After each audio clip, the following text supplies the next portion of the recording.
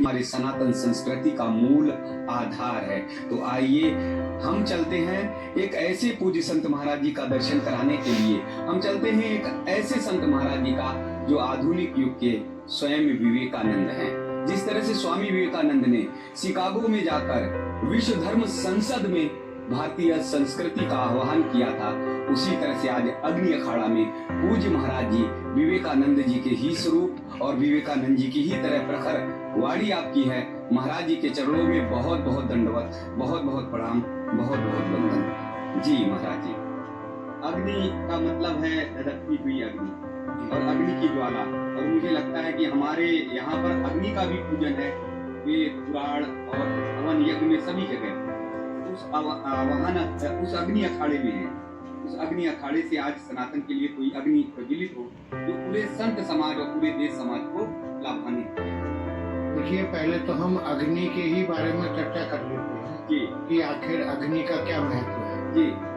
भागा वा आना भगवान, भा से भूमि, गा से गगन, वा से वायु, आ के डंडे से अग्नि और ना से नील।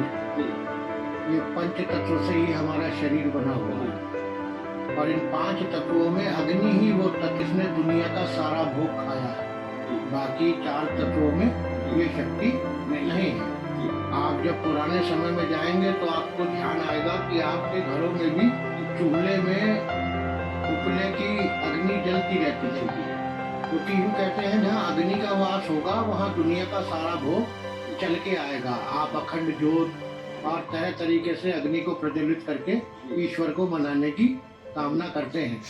तो समझ लीजिए आप स्वयं अग्नि अखाड़े में ही बैठे हुए हैं, तो रूम रोमांचित हो रहा है। जी जी जी ये आगे कहना तो सूर्य को दीपक दिखाने के लायक हो जाए। जी जी जी। स्थान महाराज जी कहाँ पर है? जी, मैं फिलहाल अग्नि अखाड़े के बनारस में राजघाट पे जो मुख्य केंद्र है जी उसमें रहता हूँ। जी जी। और बाकी हमारा स्थान जो है गढ़ मुक्तेश्वर में तपेश्वरी आश्रम है, गांव सैदपुर के सामने। जी जी जी। आज हमारे सनातनी परिवारों की अग्नि थोड़ी कम हो गई है, उसके कारण हम संस्कार से अलग होते जा रहे हैं, उसके कारण हम परिवार हमारे विखंडन हो रहे हैं, टूटते जा रहे हैं। तो अग्नि ऐसी आज जलनी चाहिए, एक यात्रा निकलनी चाहिए जिससे सनातन की वो यात्रा हो, जो हमारे भारतीय संस्कृति की यात्रा हो, जिससे हम सब फिर उसी तरफ लौट कर आए।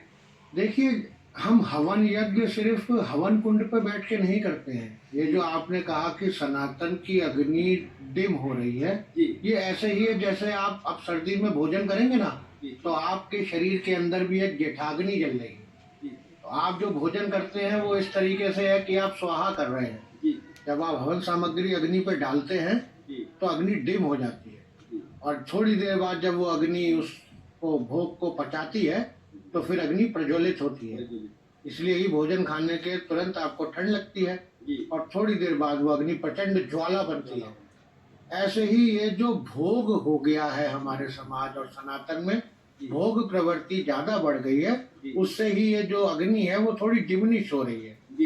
लेकिन जहाँ तक हमारा मानना है कि गुरु लोगों ने पहले से ही आशीर्वाद दे रखे हैं, कोई ना कोई वीर हमेशा आता है और उस ज्वाला को, उस भोग को पचाकर और फिर सनातन की अग्नि को प्रज्वलित कर देता है, जिससे फिर सबको ही गर्मी का एहसास हो। जी, लेकिन प्रतीक्षा बहुत तेज बढ़ती जा रही है महाराज जी, और सनातन पर जिस तरह से संकट आता जा रहा है, तो मुझे लगता है कि 2025 के महाकुंभ से कोई ना कोई एक आवाज उठनी चाहिए, कोई ना कोई एक ऐसी यात्रा निकलनी चाहिए जिससे हम सब सनातन सुरक्षित रहे, हम सबके घर और परिवार में। देखिए बाबूजी, इतने एग्जाम्पल पहले है ना आंदोलनों के, कि कोई नया दिमाग लड़ाने की जरूरत नहीं है। हमें मानना वही पड़ेगा जो गुरु लोग कहते थे। क्या हम सुधरेंगे जग सुधरेगा। तो ये तो प्रत्येक आदमी, जो कुछ भी मैं देखता हूँ, दुनिया जहान का आदमी इतना जागरूक है देश को बचाने के लिए, तो वो स्वयं की बात क्यों नहीं करता। आप अपनी बात करिए, मैं अपनी बात करता हूँ, 2 हो गए सही। फिर हम किसी तीसरे को जोड़ेंगे, फिर हम किसी चौथे को जोड़ेंगे। हम दुनिया सुधारने की कोशिश कर रहे हैं, इसलिए नहीं सुधर पा रहे हैं। हम खुद सुधरेंगे ना, सब कुछ ऑटोमेटिकली सुधर जाएगा। हम सुधरे।